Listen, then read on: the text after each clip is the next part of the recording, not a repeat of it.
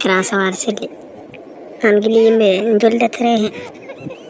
en kaldani ete an wonmo nandata kam holto paɗa e gure men jettiɗa nde wona an hollimi solaragal celɗa haldeyam min paami ko tampidaro anne holto paɗa ah bon paɗa ko tampidaro min mbolɗo fayɗo ha tampi lelo kadi an wonmo nandata kam wona an woni junior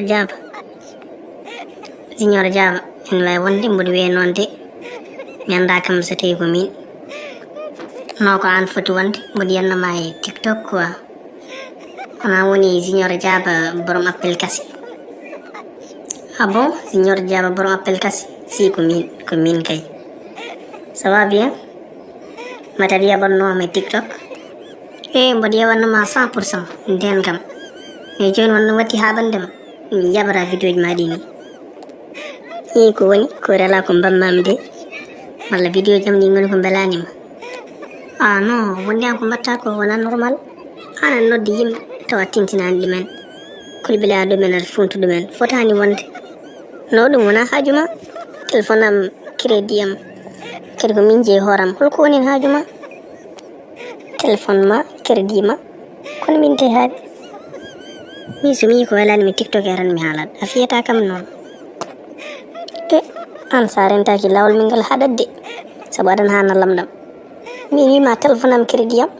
holko woni haajuma mi noddarima appel min tawi min mboti a yila wadde mi yiɗa ko wayni min tawi yo haalaka haɗɗo kadi walla sa continue mi weddama ɗo e train he kayra yettoyade to paɗa ay min ko pitorɗaɗo becce ko min e batte a wawa yam a yanta yam batte wawa yam de no an pourquoi ga aɗa heɓɗo aɗa noddi yimɓe tawa tintinani ɗumen ɗum ko bandiyagal fotani wonde hoɗomi yiru tan ƴewa min keɓɗaroɗo bakka o min ɓurma bonde neddi laabi 30 sa renta e somi hoɓɓima ɗo hello ka ɓakkaroɗe ƴiƴamma hehe mina si kaɗa wawi hubbudem hello sa waɗi essayé ja wattata